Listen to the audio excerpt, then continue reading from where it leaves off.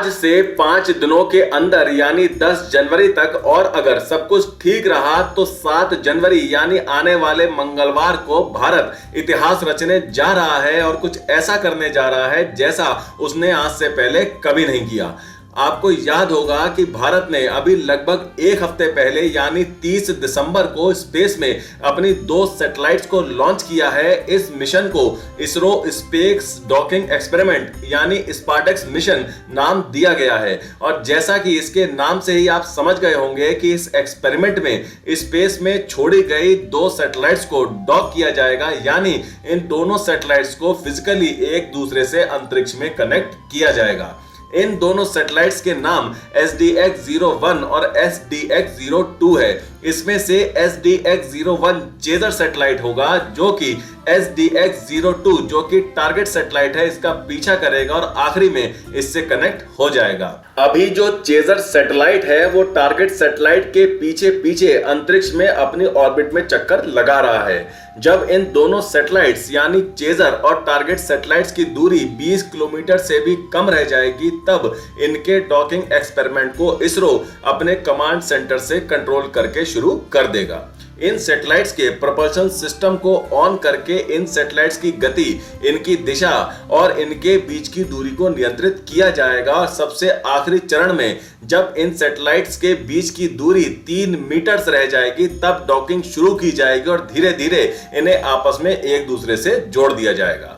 धरती से इन सैटेलाइट की दूरी 475 किलोमीटर के आसपास बताई जा रही है और भारत के इतिहास में ऐसा पहली बार होगा जब भारत अंतरिक्ष में 475 किलोमीटर की ऊंचाई पर अपनी 2 सैटेलाइट्स को डॉकिंग के जरिए आपस में जोड़ने जा रहा है।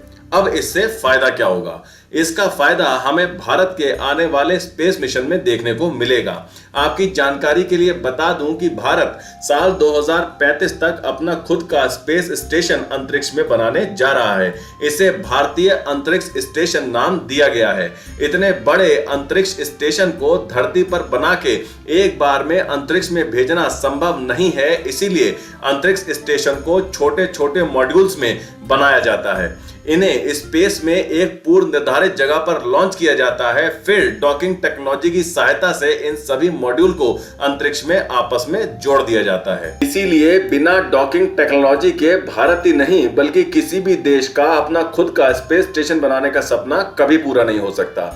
इसके अलावा हमारे जो एस्ट्रोनॉट्स भारतीय अंतरिक्ष स्टेशन में जिन स्पेसक्राफ्ट से ट्रैवल करेंगे वो स्पेसक्राफ्ट भी इसी डॉकिंग टेक्नोलॉजी की सहायता से भारतीय अंतरिक्ष स्टेशन से जरूरत के हिसाब से कनेक्ट और डिस्कनेक्ट हो पाएंगे। और सिर्फ इतना ही नहीं, इस तकनीक की सहायता से भारत अपनी सैटेलाइट्स को अंतरिक्ष में रिपेयर भी कर सकता है और भविष्य में आने वाले कई मिशन में, फिर चाहे वो चंद्रयान 3 मिशन हो या गगनयान के मिशन हो या इसके अलावा ऐसा कोई भी मिशन जहां पर मल्टीपल स्पेसक्राफ्ट को आपस में जोड़ना हो, स्पेस स्टेशन से जोड़ना हो, एस्ट्रोनॉट्स को अंतरिक्ष मून या मार्स पर भेजना हो या शॉर्ट में कहूं तो किसी भी बड़े अंतरिक्ष मिशन में इस डॉकिंग टेक्नोलॉजी की जरूरत पड़ेगी। इसके बिना हम सिर्फ स्पेस में सैटेलाइट ही लॉन्च करते रह जाएंगे और हमारे कंपटीटर देश हमसे बहुत आगे निकल जाएंगे। कुछ लोग इस खबर को बहुत ही हल्के में ले रहे हैं, लेकिन अगर आप इसके महत्व को समझें तो ये कोई छोटा मोटा एक्सपेरिमेंट नहीं है, बल्कि भविष्य में अंतरिक्ष के क्षेत्र में भारत की दिशा क्या और कैसी होगी वो इस बात पर निर्भर करेगा कि भारत के पास अपनी खुद की कितनी full proof docking technology available है। कुछ लोग कह रहे हैं कि अमेरिका, चीन, रूस और यूरोप तो भारत से पहले ही इस टेक्नोलॉजी को डेवलप कर चुके हैं, तो इसमें कौन सी बड़ी बात है?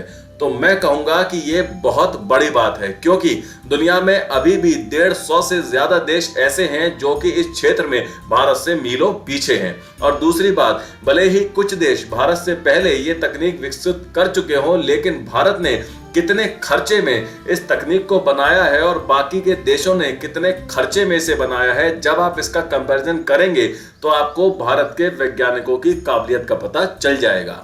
हाँ, हमें थोड़ा समय जरूर लगा है क्योंकि हमारे पास विकसित देशों जैसा बजट नहीं होता कि हम आंख बंद करके बार बार एक्सपेरिमेंट करते जाएं और जो काम कुछ करोड़ में हो सकता है उस पर अरबों रुपए फूंक दें और अपने बाकी के प्रोजेक्ट्स को भी फंड की कमी के चलते डिले कर दें। इसीलिए भारत के वैज्ञानिक जितने भी एक्सपेरिमेंट करते हैं वो ठोक बजाकर महीनों सालों का कठिन परिश्रम करके ही करते हैं, कम बजट में करते हैं और पहले अटेम्प्ट में ही पूरा करने की कोशिश भी करते हैं। आप गूगल पर सर्च करके देखना कि भारत के स्पेस मिशन का कुल मिलाकर सक्सेस रेट क्या है, तो आपको क्या आंसर मिलता है। आप स्क्रीन पर देखिए, भारत के स्पेस मिशन का सक्सेस रेट 99.9% है, जो कि अपने आप में एक रिकॉर्ड है। इसीलिए हमें इस 7 जनवरी को होने वाले स्पार्टैक्स मिशन के लिए अपने वैज्ञानिकों को शुभकामनाएं देनी चाहिए और उनके हार्डवर्क के लिए उनको अप्रिशिएट करना चाहिए। पर अब आप मुझे जल्दी से कमेंट करके बताइए कि आपका क्या कहना है भारत के इस स्पार्टैक्स मिशन के बारे में। अपने विचार मुझसे कमेंट सेक्शन में जरूर साझा कीजिएगा। अब चलते हैं अपने दूसरे सेक्शन, यानी जो लोग जॉब ढूंढ रहे हैं उनके लिए काम की खबर। टाटा मेमोरियल सेंटर यानी टीएमसी ने मेडिकल और नॉन मेडिकल के विभिन्न पदों पर आवेदन आमंत्रित किए हैं। इसमें medical officer, nurse, lower division clerk, technician, assistant administrative officer समेत अन्य पद शामिल हैं। आवेदन की प्रक्रिया आधिकारिक वेबसाइट actrec.gov.in पर ऑनलाइन चल रही है, जिसमें अभ्यर्थी लास्ट डेट 24 जनवरी 2025 तक अप्लाई कर सकते हैं। तो आज के लिए इतना ही। वीडियो को लाइक करें, ज्यादा शेयर करें और बेल आइकन को दबाकर हमारे चैनल को प्लीज अभी सब्सक्राइब जरूर कर दीजिएगा। तो मिलते हैं अगली खबर के साथ जल्द ही। टेक केयर, जय हिंद।